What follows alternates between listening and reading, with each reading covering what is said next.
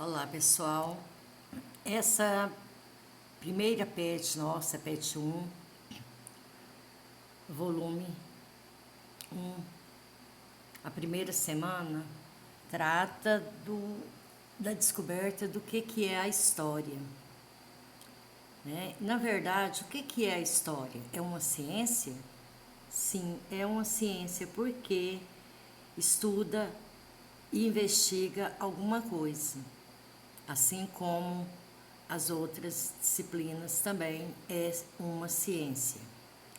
Uma narrativa é uma narrativa que, a partir do estudo dos vestígios e das fontes históricas, ele vai oferecer pistas para que se escreva, para que se narre a história, se conte a história. Conta o passado? Sim, conta o passado, mas nem só o passado. O presente e faz a gente entender o futuro. Por exemplo, né?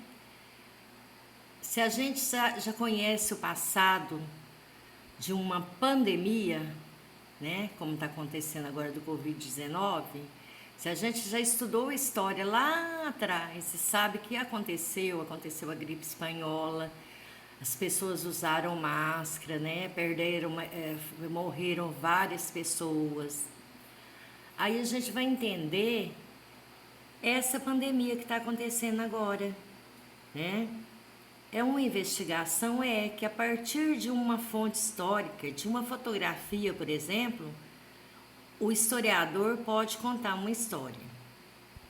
A palavra história vem do grego, né, que significa pesquisa, conhecimento advindo de investigação. Ou seja, a pessoa vai pegar uma fotografia e nessa fotografia a pessoa vai começar a contar a história daquele fato que ocorreu. E assim por diante, né? Qual é o conceito de história que existe? História é tudo que está relacionado às pessoas desde o momento em que surgiu sua evolução e sua presença através dos tempos. O dicionário Aurélio define história de uma forma tradicional como narrativa de fatos, conhecimentos adquiridos pela tradição ou pelos documentos.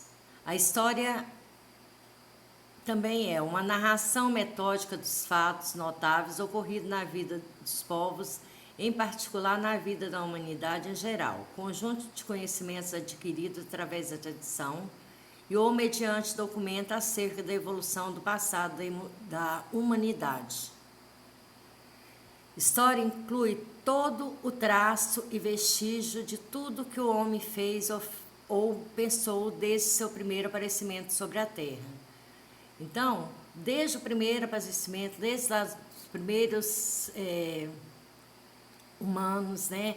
Desde lá da pré-história, é que as pessoas foram deixando vestígios, ou seja, foram deixando coisas, utensílios, que através desses utensílios pode-se definir quantos anos essa pessoa viveu, né? Há milhares de anos atrás, por exemplo, né? Dá para definir isso. A história é o registro da sociedade humana ou civilização mundial, das mudanças que acontecem na natureza dessa sociedade. Então, quando a gente estuda história, a gente vê, né, que ao longo dos anos muda-se hábitos, muda costume, né? As coisas vão se modificando, não continuam como era, né? Então, na verdade, história é o estudo da ação dos homens, ou seja, tudo que o homem faz. Estudo do passado, ciência dos homens do tempo, narração de fatos, e é um processo dinâmico, contínuo, né?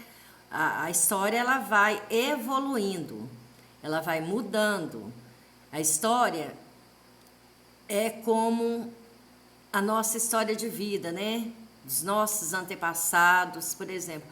Antes de você nascer, já existia uma história. Existia a história dos seus pais, né?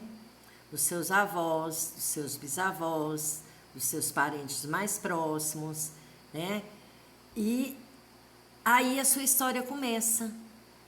Assim como a história que existe tradicional nos livros didáticos, né? Só que a sua história é a sua história de vida. Aí quando você nasce, depois você começa a engatear, é uma fase, depois você vai começar a andar, depois você vai para a escola pela primeira vez, obedece todo um ciclo, né? Passa pelo ensino fundamental 1, depois vem para o ensino fundamental 2, que é o que vocês estão agora no 7º ano, depois que terminar fundamental 2, ensino médio, e vai continuando a sua história de vida, né? E depois, por exemplo, se alguém for estudar a história de vida sua, o que ele vai pegar como base? Os vestígios que você deixou. Por exemplo, uma chupeta de quando você era neném, um caderno seu de quando você estudava, a sua certidão de nascimento. Isso é que são as fontes históricas que possibilitam o historiador contar a história, e para a sua história de vida, você também fornece vestígios.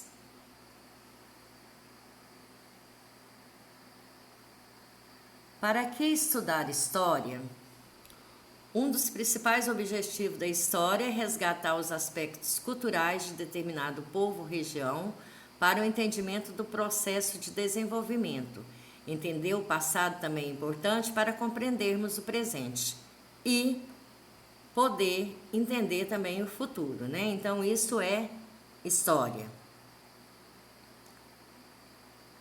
Sempre o homem é o principal sujeito histórico. Os seres humanos sempre fizeram registros históricos.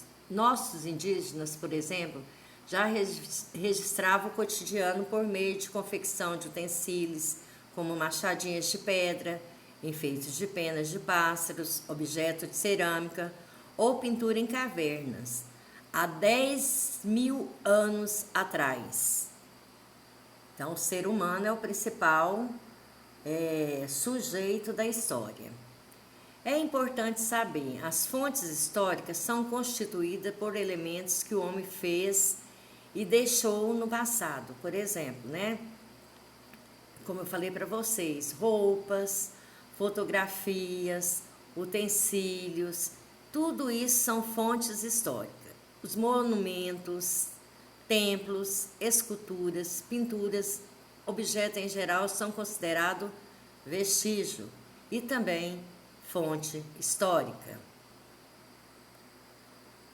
É importante saber todos os bens móveis e imóveis naturais que possuem valor significativo para uma sociedade podem ser estético, artístico, documental, social, espiritual, ecológico, compõem o seu patrimônio histórico.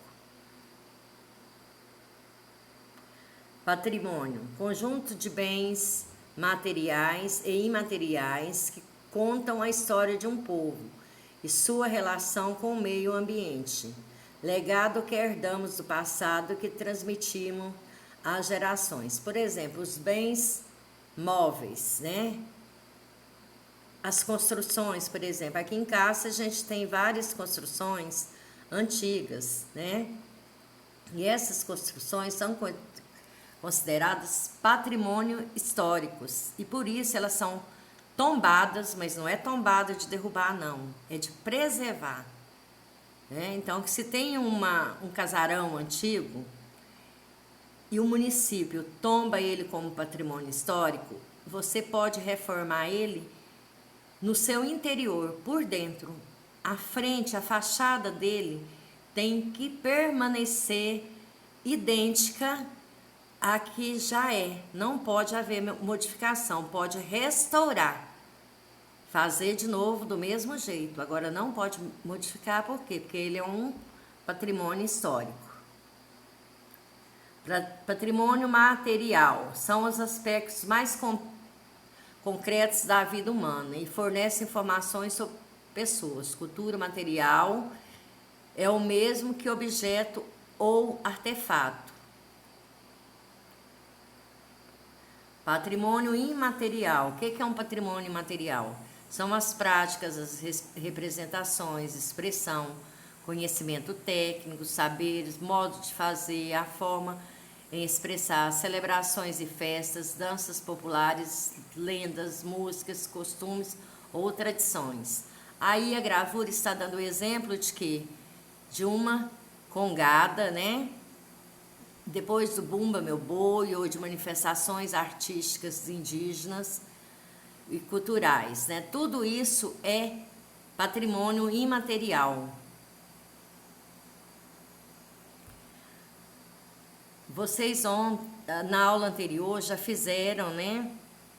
A semana 1, já assistiram o vídeo de acompanhamento, já tiveram outros vídeos a respeito do assunto. Esse é mais um complemento do que é história.